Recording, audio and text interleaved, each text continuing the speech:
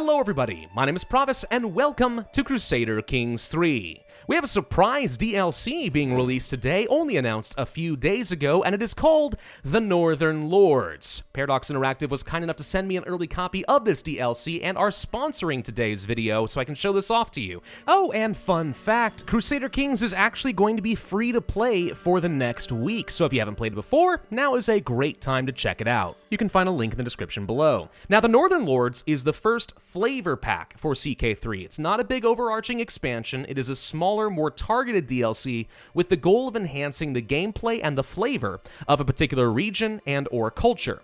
In this case, this DLC is focusing on the Scandinavian Norse, the Vikings, because apparently the year 2021 is the year of the Viking, or something, I don't know. This doesn't only add in new graphics, art, and music for the Vikings, though. It adds in some small mechanics specifically for the Norse culture and faith. We're talking runestones, shield maidens, new rewards for pillaging and raiding, and perhaps most excitingly, adventurers, where characters can upend their realm and go travel to new lands to establish small Norse realms, kind of like they did historically, around Russia and the British Isles. So we can do that too, and if we don't, well, the AI certainly will too. We might even have some of our unlanded sons take up the axe and go sailing across the sea to try and establish a new realm. Really cool stuff. Now we're going to choose a random small character, not one of the Sons of Lothbrok. I want to try something a little bit harder. Let's go for Chieftain Haraldir Fairhair of Vestfold. This is actually a pretty decent militaristic character, and I think he's a perfect candidate for abandoning this realm with the goal of establishing a new Norse realm somewhere else. Now, if we want to upend our realm, we have to decide where we're going to go, and there's a lot of easy targets off to the east and to the west, kind of like they were historically. What we could do if you want to be really ballsy is attack one of the larger kingdoms in Western Europe. We're talking Francia, or maybe Lotharingia could be a good target for us. I'm not too sure. Brittany? Not too far away. This is one downside of the adventuring mechanic is you are limited by the diplomatic range on who you can declare war on. So we won't be able to immediately go for, let's say, an assault on the Byzantine Empire, as fun as that might be. But Lotharingia? Oh, that's absolutely possible. Let's take a look at our options here. There's a new casus belli specifically for us called the Varangian Adventure. This is a special type of war. If we win, we immediately annex an appropriate duchy and move our capital there. Our old vassals go independent, our old counties are given up to new warlords, and we are only able to do this as long as we are a duke or a count. Kings cannot upend and abandon their realm.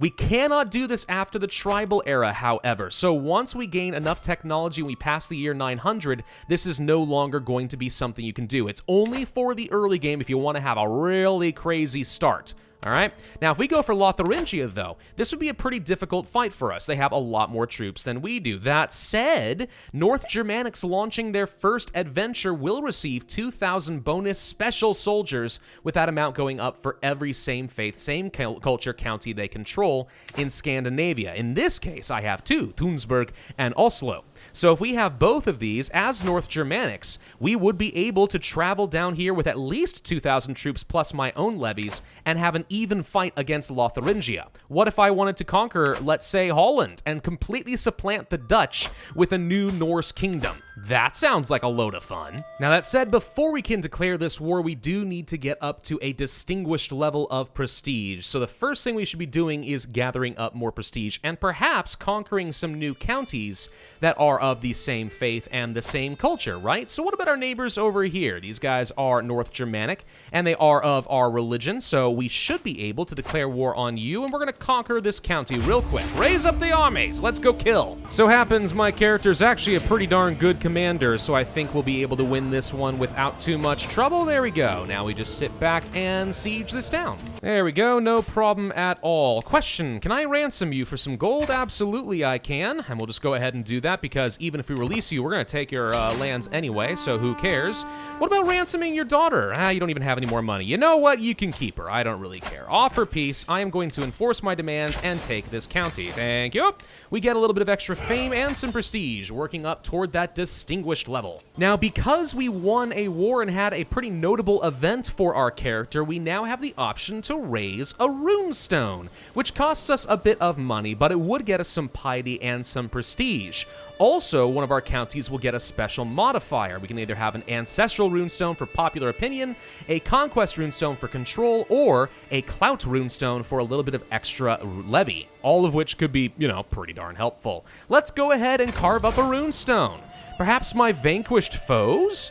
Yeah, sure, we'll go ahead and do that. There we go. Rock through the ages. Now, where are we going to place this? How about in our capital? There we go. We'll just go ahead and do this and have the Conquest Runestone. No. You know what? Better yet. Let's subjugate these people and make them real sad. Okay, that should allow me to build up control of this county a little bit faster. My overall levy now is going to be going up as well, up to 764, so we'll be able to have a slightly larger army than previously.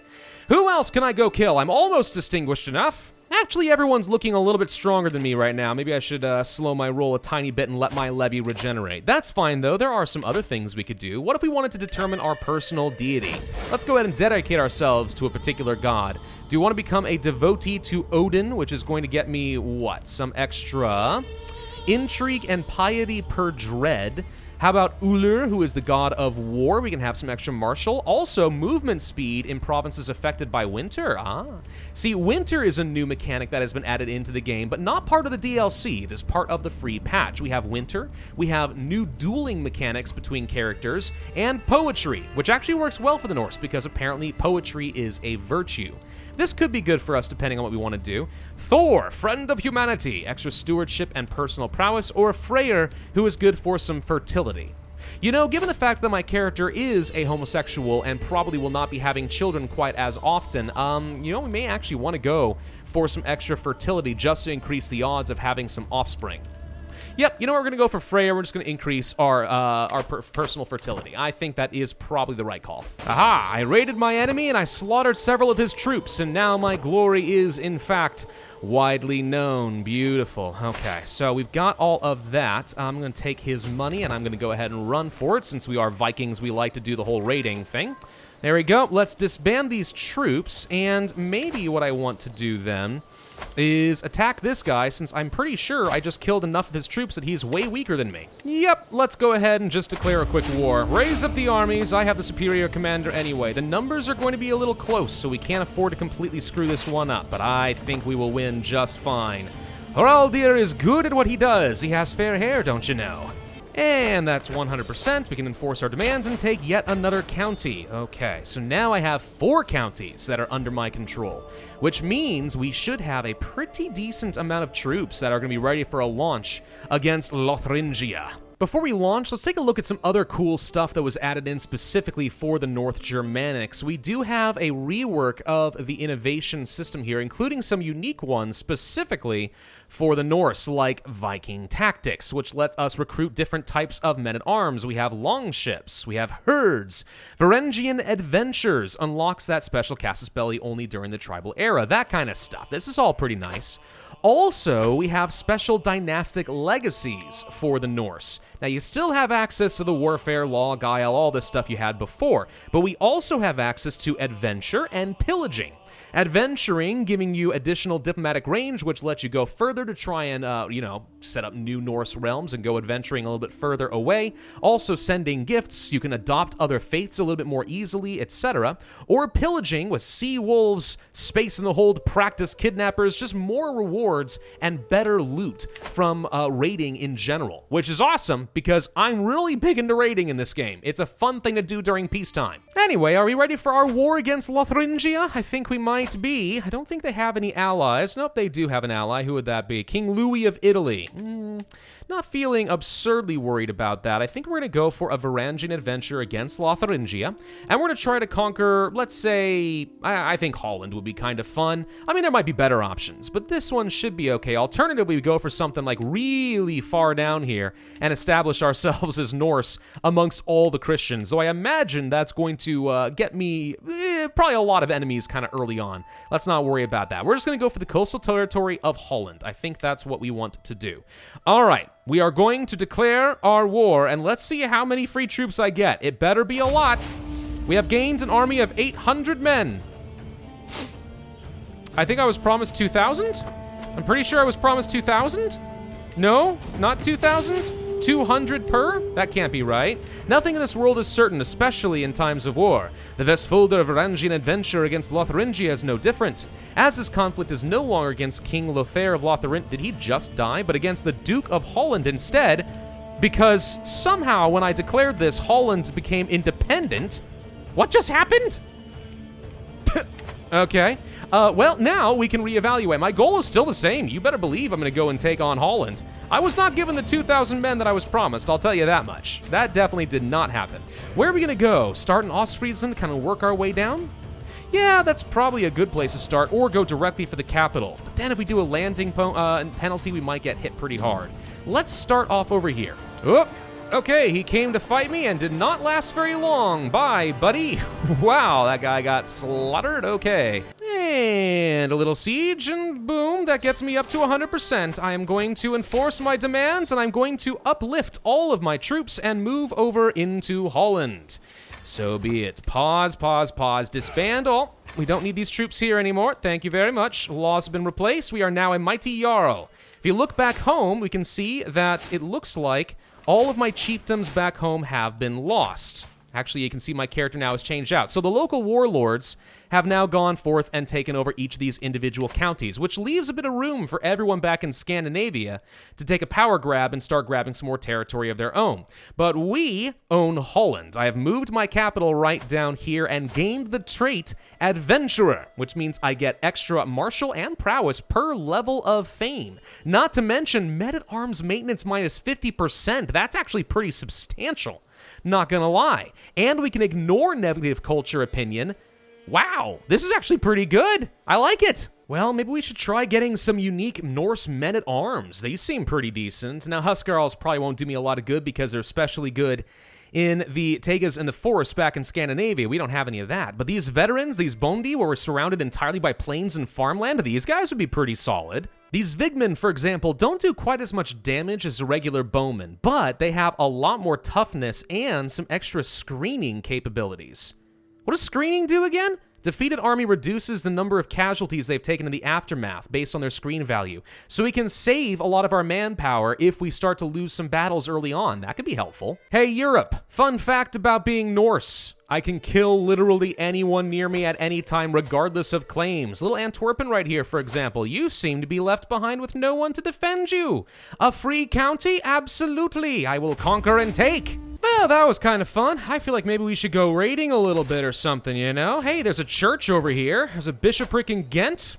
Bishoprics are easy to take. Ah, the French! No, run! Wait, what's this? Oh, no, my wife died in childbirth. What have I done to deserve this? And a daughter was stillborn. Or wait, was that actually my concubine? Oh, I lose track of who was who.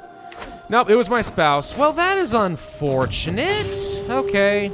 You know, this may not be a total loss. There's actually a really good genius woman who's available for me right now. I'll go ahead and marry her. Think she'll be a fantastic candidate. I mean, yeah, she's insane, but that's beside the point.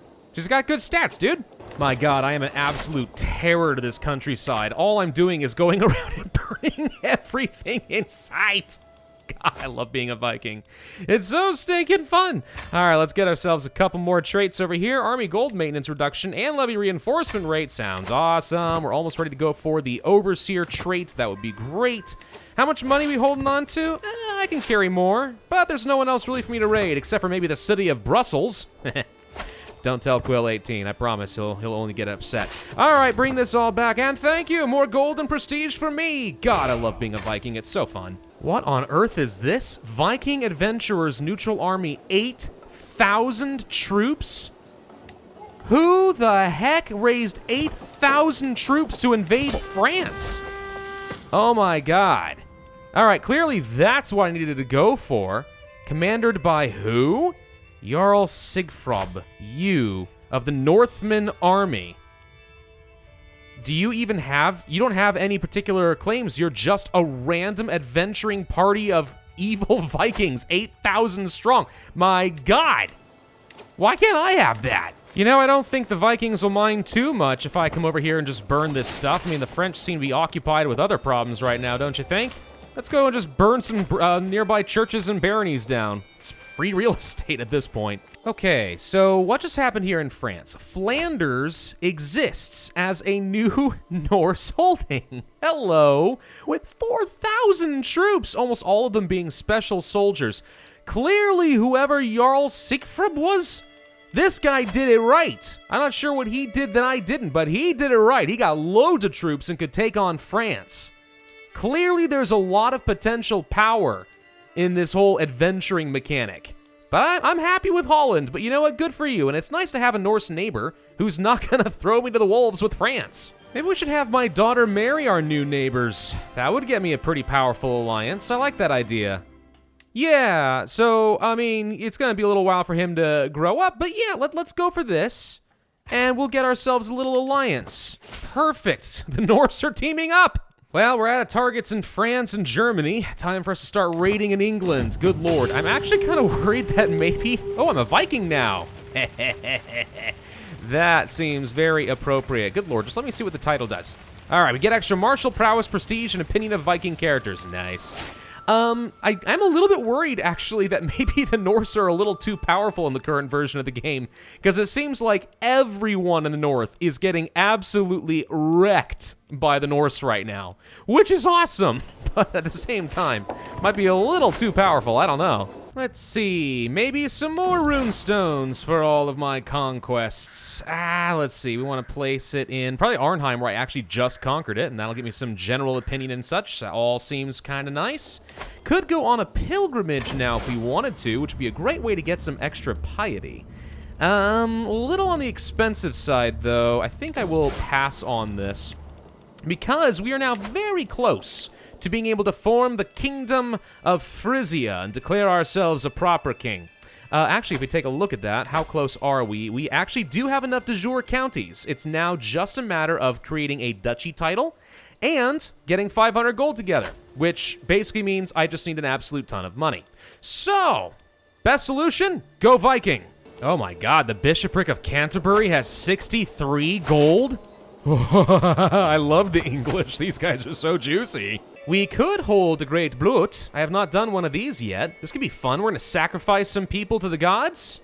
Yeah, in death, rebirth. Why not? Let's do it. Although smaller Bluts have been hailed for many occasions throughout the year, once a decade, we come together for a grand sacrifice, shedding their blood for the gods. Okay, spend some money, and the preparations will begin. I'm gonna spend just a small amount. I don't want to go too crazy, because I am still trying to become a king. But I want to see what this event is going to end up doing. Oh, my daughter comes of age. Well, congratulations. Are we going to sacrifice you? I don't think so. So the preparations have begun. Nothing we can do until that's ready. All right, so now we can have a grand or a small affair. They include both human and animal sacrifices. Fun. I think I did actually recently capture a countess. She could be the grand prize. Let's see, a decent array of animal sacrifices to get some piety, bring forth the beasts, spend more money, get even more piety. Tradition matters, on par with magnificent animal sacrifices. Okay, designate a chief of sacrifice amongst the prisoners. Ooh, yes, traditions matter. We are going to save a prisoner and make sure that we sacrifice that one. Oh, there's a count actually, even better. All right, everyone's thrilled as the terrified prisoners are being marched toward the altar with animals trailing close behind them. Let's see. We can get some extra opinion, get some piety. All this seems okay. There we go. I'm pretty sure I actually just horribly destabilized my realm because not everyone's converted. Only Zealand so far is actually of the correct faith. But they'll learn to love it eventually, I'm sure. Okay, we should be able to get over to Frisia and create myself a new duchy title, which of course gets me a load more prestige. And with 2 duchy titles and plenty of money in the bank, it is time to create the Kingdom of Frisia. I am now a mighty king. Great power and wealth bestow upon me. And I'm not the only one either. I mean, Flanders is looking pretty strong for themselves right about now. At 4,000 troops, he's technically stronger than I am. I don't know how you did it, Jarl, but you did. Daneclaw is completely dominating all of England and raiding the crap out of it. And the Vikings seem to be doing just fine here in Scandinavia. So if you enjoy playing as the Vikings, then this DLC is for you, because it only makes them better in every possible way. And not to mention the free patch. We didn't even get to try the dueling mechanics. I didn't get that set up, but that certainly looks pretty fun. Plus winter, poetry, I'm not even sure how to create a poet, but it all looks pretty good. This is going to be a fun DLC and certainly a fun free patch. So all hail King Haraldir, fair of hair, King of Frisia, long may he plunder. Thank you all for watching. Hope you enjoyed. Don't forget to take a look at that link in the description down below. Make sure you leave a comment and subscribe, and I will see you guys next time.